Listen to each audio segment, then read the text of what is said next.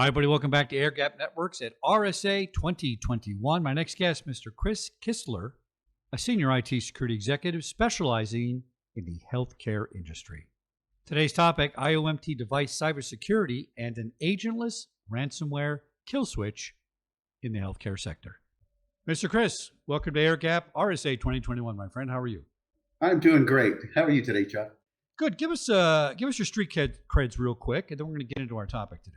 Well, my creds, I've been in IT and security work for, I guess, over 25 years now. Started off with 10 years of law enforcement, then went into doing help desk, then went into server systems, then went into networking, and then into more of a security focus with policies and security attacking and pen testing, all those kind of things. So a lot of focus in healthcare. I spent 5 years at Cardinal Health, 10 years at Savvis Communications, which was a large ISP and managed security services provider. Then another 7 years at CISO for Centura Health, which is the largest healthcare here in the Colorado area and Kansas area. 17 hospitals, 140, 150 physician practices in this area.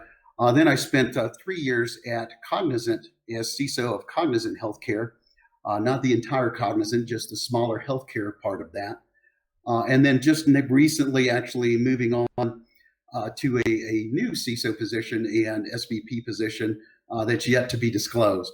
So security folks like our secrets, right? That's right. Fair enough. You're not going to have some fun because I, too, am a retired law enforcement officer. My last assignment, CHS, Center for Health Sciences, the largest continuous building west of the Mississippi, UCLA Medical Center. So I was involved in that part of it too on the physical side, but of course it did have some cyber components as well. So we're talking about healthcare today. The topic is really healthcare, the Internet of medical things, right? Medical devices. Tell me what you think the theme of RSAC 2021 is. I'm probably different than most people, right? I don't believe in formal themes and fluff and little pretty names and kitschy this and kitschy that, right? So for me, right, the focus is what it always is, right? The focus is around learning new tools, new methods, and how do we secure our information, whether that be healthcare information, financial information, or any information that we don't want just disclosed to the world, right? And so I take my own tact into it, my own definition, but other people can buy into the others if they like. It certainly helps, right? Giving it those fancy names and publicity, but I still tend to focus on the underlying reality of it. I hear you. I think that's the way to say it. Now, I'm going to tell you a real quick funny story. Remember when Mission Impossible, one of the first ones that came out, I don't know, 20-something years ago, and they used a guy's pacemaker. They interfered with the pacemaker. There's an assassination attempt or something. Remember that? And I'm watching this movie, and I come out of the movie, and I tell my wife, my kids, oh, yeah, that's possible. That's not possible. You're imagining things. That can never happen. Not only can it never happen, now we have to guard against it. Now we have whole industries protecting against this sort of thing.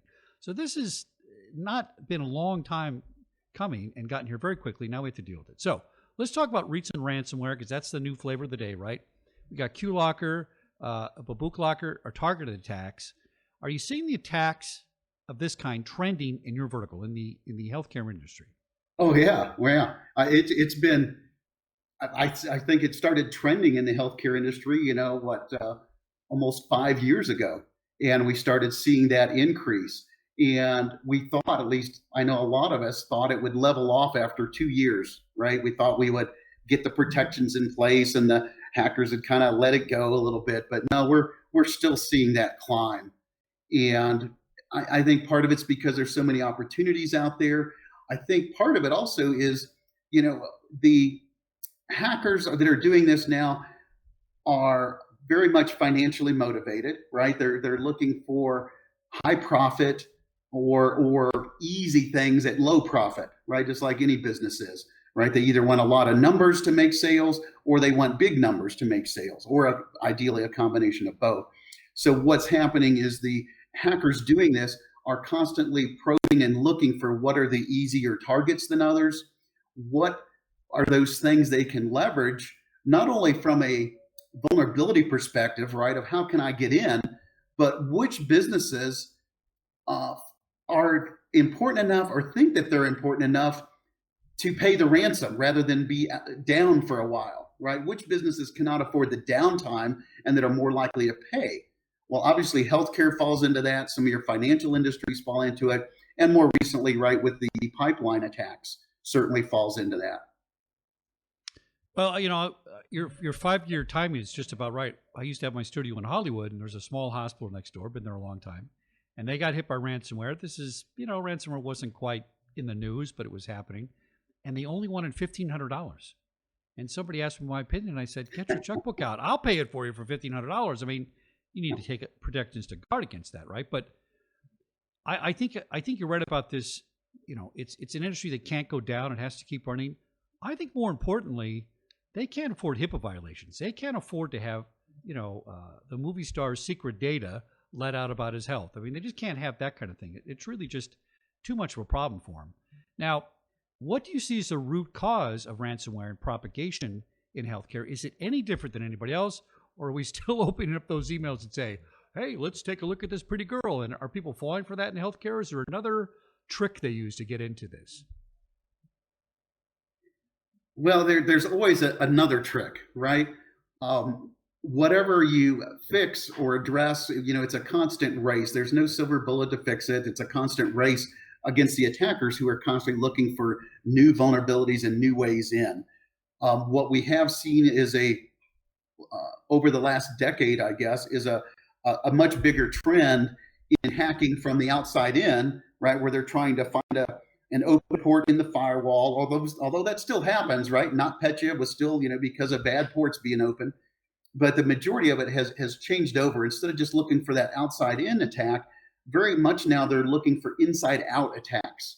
They're looking to, through a phishing attack to a social engineering attack, or through maybe sniffing on a unsecured network or something that's poorly encrypted to gain a password. In some cases, we've heard of some areas, like for instance, the Maze group was even famous for bribing employees, right, for a password or something. And think of that, right? If you have some employees that give that up, what that may mean to an attacker. It now gives them a foothold to get in and get behind the firewall, and now basically attack from the inside out. We're seeing more horizontal attacks, right? Instead of, it used to just be an attacker would hack from the outside, get access to a server that they hacked, and steal whatever data was on that server.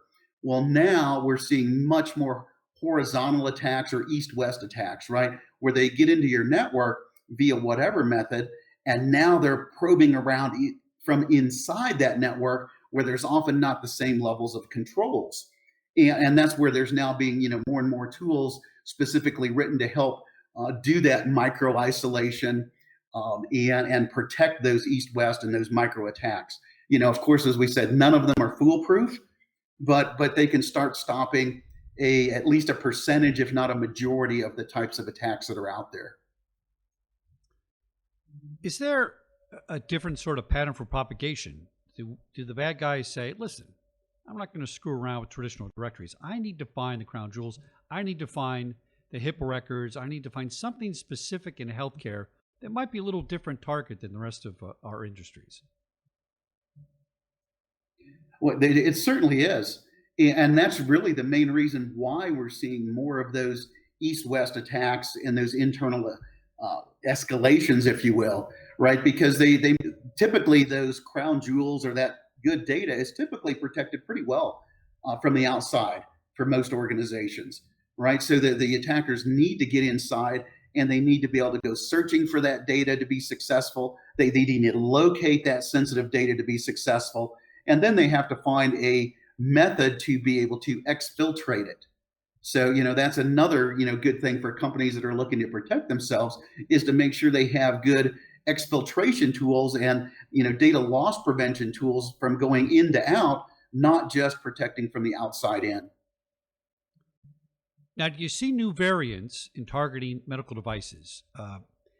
There's these terms I've been recently reading. I'm new to this, so give me your best, old-fashioned police report to explain this to me. Differentiate and talk to us about managed agent-based versus agentless-based solutions. How are those two things different? Well, so typically and there's many variations, right? It's almost limitless to whatever the hacker's imagination is, and they're not necessarily totally separate. Very often there may be a combination attack that uses both methods. For example, the Maze group was incredibly famous for using one method to actually get that internal access, and then they would use a totally different method to do that east-west movement, right? And do that propagation or do that expansion. And that's, makes it really hard for the defenders, for us good guys, it makes it harder for us to trace it back, for us to identify that original source, and it takes more time, which, right, that's what the attackers want. They want to delay it and take more time. They used to do this, right, back in the old days. Back even when I still was the police, I think there used to be an old thing called the ping of death, right? And I don't know if you remember that, but you could basically send a ping packet, which is a probe packet used to see if just a server or a network's alive. Well, there was ways to escalate that so it would actually try to ping entire network blocks. So, instead of just pinging a single host, you are now sending those ping packets to 1,000 or 10,000 hosts, and it would basically overwhelm the host or the entire network and bring it down. And, what would happen there is it was often used as a distraction for a real attack. Very oftentimes even smaller denial of service attacks are used and leveraged to try to distract the defensive teams while the hacker goes in and attacks via another method, right? So, that's something that most good defenders know how to watch out for, and they'll look for when an attack comes, right? They don't just focus on that. But back to the other point of what's the difference, right? So you have an agent-based and an agentless based. The agent-based attacks are specifically something that where they're looking to install something typically that is like a command and control bot, right? They install something on an internal server that they can then, that either then initiates a backdoor channel out to their control server, or that they can control remotely. And that's kind of an agent-based where now they can take it, they can actually change and shift and usually install new attack methods and new threats. Very dangerous, of course. That happens if they get that back door into your system. They could use it to exfiltrate data because they basically have control, right, to make it do whatever they want. The other one is an agentless based attack. And the most, I guess, dangerous of those right now and the most common are ones that kind of leverage built-in tools, right? So maybe they leverage Windows PowerShell. So Windows PowerShell is a legitimate application running on basically all of Windows machines, unless you've disabled it. They could get in and use that to then execute commands, right? If they get control of a machine without requiring any separate agent or anything that's going to be detected by traditional antivirus, right? Because there's no signature because it's a legitimate application that's running. So, they're all dangerous. They're all act in different ways. And as I said, they're often used in combination to become even more of a threat. We hear a lot of talk about how benign and nice these black hats are, right? Oh, no, we only target rich people. We only target big corporations. We want to protect the little guy. And you and I, being off the street, we understand that's a bunch of nonsense. So here's what I think about healthcare is interesting to me. They're playing with fire when they do anything with the healthcare facility, right? I mean, people can die for this in a healthcare facility. I turn off some machine. I disrupt billing process. I mean, there's all kinds of things that could really interfere with people's lives. Are we seeing anything that says they stay away from certain things in healthcare? In other words, they really don't want to touch devices, although we kind of hear that they're trending towards that. I don't see the point in locking up all the ventilating machines when the potential is to kill somebody, right? Why don't we just lock up all my encrypted files instead? Isn't that easier? What's going on with the devices? Well, and I'm kind of a cynical like that, given my background as you are, right? I don't believe the ones that made that claim. It's yet to be proven. I think so far, even all the ones I've heard of one yet that may not have been proven to have gone against it, but all the others I know of absolutely have gone against it, even after they've made those claims. And the thing we have to realize, right? There are bad people in the world. right? As police, in former police, we know that there's bad people in the world. There's, and then even not to the level of sociopath or psychopath, but those are certainly out there. But a lot of the people performing these attacks, they don't care if somebody lives or dies, right? They're just out for that money. That we have to look at, right? Organized crime is highly involved in this. You know, nation states are highly involved in this, as recently proven out. You know, they don't care. This is going to become a new type of warfare. It already has become a new type of warfare. And in war, people die. So, you know, the people launching these attacks don't care. So that means, you know, as defenders and protectors, we have to care even more. And we need to implement those things to protect it. I think what's also out there, there still are. I mean, the recent focus is on the big nation state attacks and the big, you know, organized crime attacks.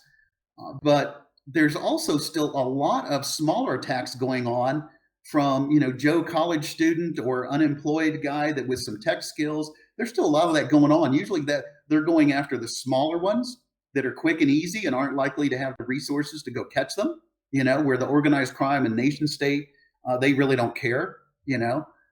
But the smaller ones do that. And the smaller people doing those attacks, well, they may not understand the ramifications. And they may say, well, I'm not going to attack any hospitals. And they may think that, well, that means healthcare. Well, you know, it's not just that. Think of the one that I can remember, right, is Nuance that was attacked a few years ago. And it was a transcription provider, right, with the dictation service. Well, people think, oh, well, I'm just attacking this transcription service. All they do is sell software. Well, no, they also provide transcription services to hospitals, right? And I, at the time, worked at a hospital that the transcription service was down. And when the Nuance had it, it was a significant impact from the ransomware. And it was over a month until that service was restored. Now, they did provide some manual services in between, right? But still, they're not taking into account the supply chain attacks. Now, some of those supply chain attacks are intentful and, you know, directed for disruption, like the oil pipeline attack. But some of the other supply chain things, you know, people don't realize those ramifications, I think, of all of the downstream effects it's going to have and how that could kill somebody down the line. Oh, I'm a big proponent of the supply chain protection. You and I both know everything's weaved together. You work the streets for a long time. You understand that everybody's related to everybody else in some way, interdependencies. You mess with any supply chain, it can break another supply chain. And if you break too many, there goes the human race, folks. I mean, you can talk about crime and all kinds of things, but supply chain is interdependency. That's super duper important. So I totally get where you're coming from on that. Now, here's the $1 million question. Can ransomware be stopped? I've recently learned more about this issue, and I thought, listen, I got ransomware. I'm toast. Little security guy TV here. We can't afford to pay. I'll take my lumps. But really, it's not about the identification. Identification is one part of it, but once it's identified, it's about stopping propagation. And from what I understand, and correct me if I'm wrong, once they start to encrypt your system or mess around, you know, it doesn't happen instantaneously. And if you're prepared, you may be able to stop that. Talk to us about that. Well, first off, I'll caveat it by saying, right, there's used to be an old saying, right, you can fool some of the people some of the time, but you can't fool all of the people all of the time. And the same thing is true for attacks and hackers and breaches. So there is no silver bullet. There's no magic wand we can wave that's going to protect from all ransomware, right? There just isn't. And what we need to do as good defenders is we need to be sure we have a strong base program in place. We want to try to put in multi-layered solutions that will block different types of ransomware and different methodologies. And ideally, we can get things implemented that are going to block 80, 90, 95% of what's out there today. But then we have to worry about, well, what's coming tomorrow and the next day and next week, right? Because there's new attacks and types and vulnerabilities getting released every single day. So we want to have a layered defense that not just blocks specific things, right? But blocks types of attacks and methods of attacks. You know, I was familiar with a company that had an attack, and they found out that and it was a ransomware attack, and they found out that by installing a text file in a certain location, that it would stop that attack from propagating, right?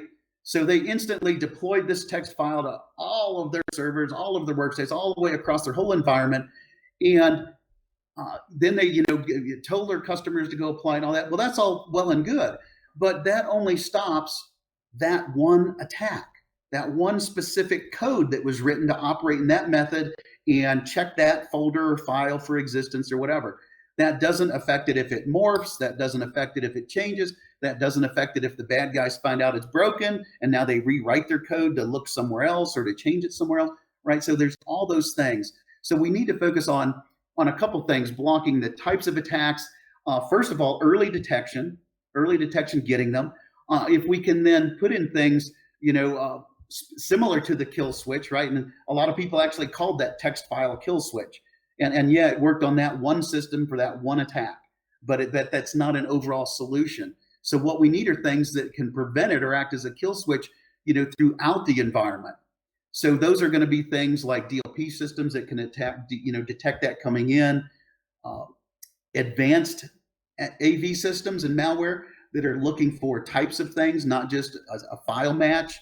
It's also looking for that micro-segmentation and preventing things from talking, right? But even that's not a foolproof solution, but again, it can block 90% of it, because if system A can't talk to system B that it doesn't need to talk to, well, you've now just limited your exposure, right? If you can micro-segment your network to where your users can talk to a single server for this service and lock it down for the other 500 machines, well, you just prevented that ransomware or malware, whatever it is, you just prevented it from propagating to 500 machines. Well, yeah, maybe it infected a workstation and then maybe it got to a server, right? Because we do have to have some of those ports open for communication, right? You've got to be able to authenticate, you've got to be able to transfer files. But if that one workstation can only talk to that one server, well, now you've only got two machines infected instead of 500 or 5,000 or 50,000. Well, that's a huge difference, right? It may still be disruptive, but that has now limited the scope of that attack and hopefully prevented that attacker from getting to anything that has those key resources and core jewels on them or any PHI information, right? Very interesting. Now, you're going to appreciate this. Let's talk about zero trust. So many years ago when I was doing Black Hat, I started hearing this word zero trust and started talking to people about it. And I started laughing. Every time somebody talked about it, I laughed. And I said, zero trust, you mean before you just let everybody in? Isn't that kind of the opposite of what access control should be? We never did that in the physical world. The basic premise of physical security is no, you can't come in. We don't trust you. And now we clear people. And I get it. The internet was developed with no security on it. It was kind of basically open. Basically, it's still open, right? But now we're coming to this great revelation that we're going to have zero trust policies. I'm glad they're doing it, right? I think they should have done it 20 years ago. Let's talk about zero trust. Let's define that in a cyber environment for me and tell me how people use it today and if we're using it properly. Well, I'll caveat that. I'll tell you how I define it, but because there is no clear definition, right? You can go to 10 people and you're probably going to get 10 different definitions of what zero trust means, right? Unless their marketing team has buried it into their head of what it means for their company. A big part of it started off several years ago. I actually did a talk with Duo Security, who was propagating it, the zero trust as in relation to authentication and multi-factor authentication, which is, again, one of those fantastic layers to implement, right? In my opinion, anything internet facing should have MFA, right? There's just no excuse not to nowadays. So zero trust, in my definition, right, it means losing the walls, right? We can't just have the old methodology of the castle, with a moat around it. And our firewall protects us from everything, because it doesn't anymore, right? So now we have to look at, right, the information is what we want to protect, right? Most of our areas and data centers have pretty good physical securities in place. So what we need to be concerned about is the data. Now with the cloud, everything's leaving our enclosed secure data centers. And most companies have either migrated to the cloud or like most companies will be in some level of hybrid mode for probably the next 5 to 10 years. So what we need to do is how do we shift that protection and change it from just a firewall, yes or no decision on a port or a protocol, and how do we put in more advanced security, which still includes that initial port protocol blocking and limitation of what can talk to what. But now we also need to look more at stronger authentication methods. How do we prove that that person is really who they say they are, right? So now we're talking adding non-repudiation into that, right? Not just authenticating someone and letting them in, but zero trust to me means also having non-repudiation involved in that trust, right?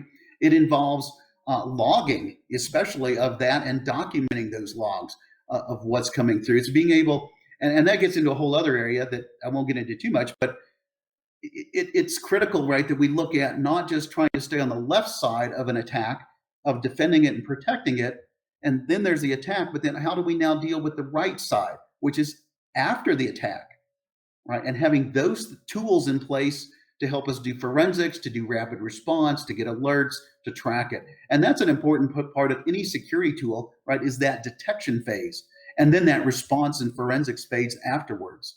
So zero trust, back to that, again, in a nutshell to me, it's around the authentication and the non-repudiation of that, as well as then having it encrypted so that it's locked into that area with good, strong encryption, right? Not old, outdated protocols. And then limiting that connectivity and access to where we at least think that it's safe, right? And have documented and verified it. Kriss, I think that might be the best definition of zero trust I've ever heard.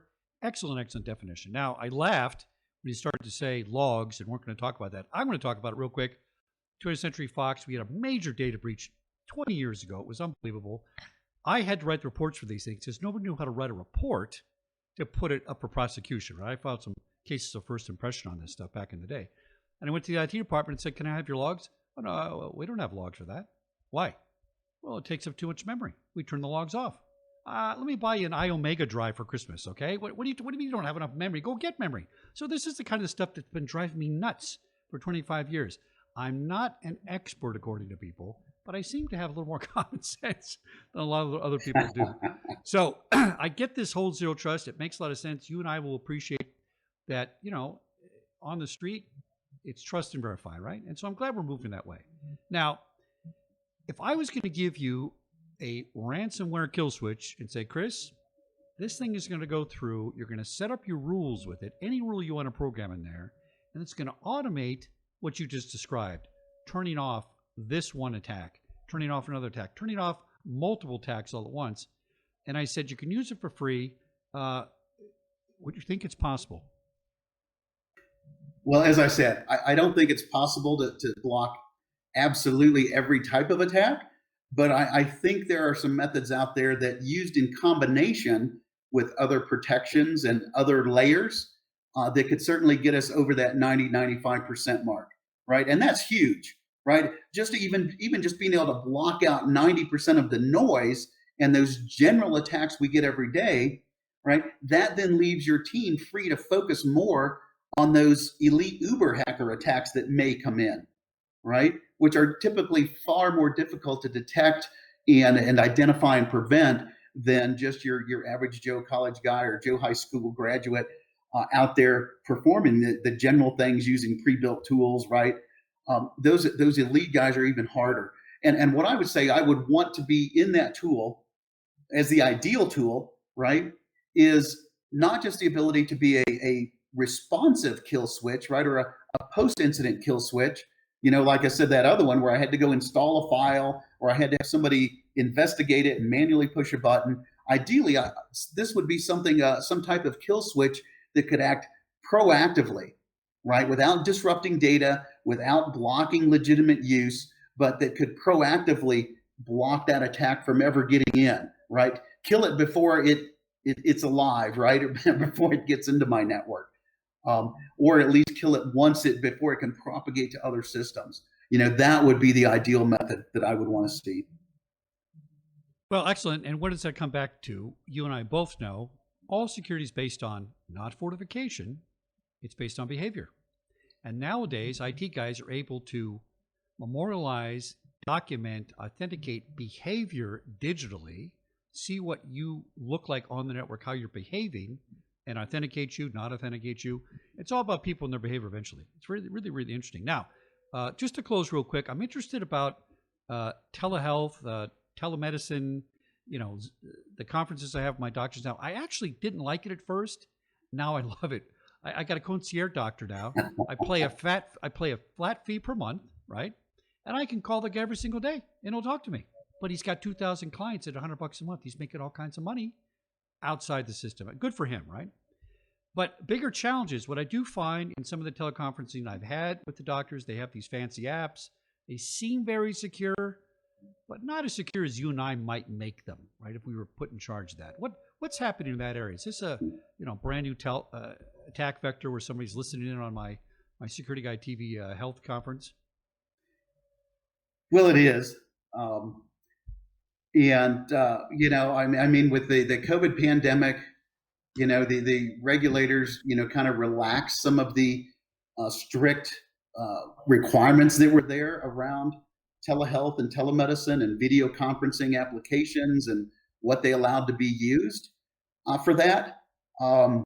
I wasn't really a big fan of relaxing that, right? I understand the need to serve people in a pandemic and provide it, but there were secure solutions available, right? That at least more secure solutions available without just opening it wide open to everything they could send and use. So I was not a fan of relaxing those restrictions. I would have been more of a fan of them helping to promote use of the tools that were available, right? There were some good tools that were available. Are there people doing it?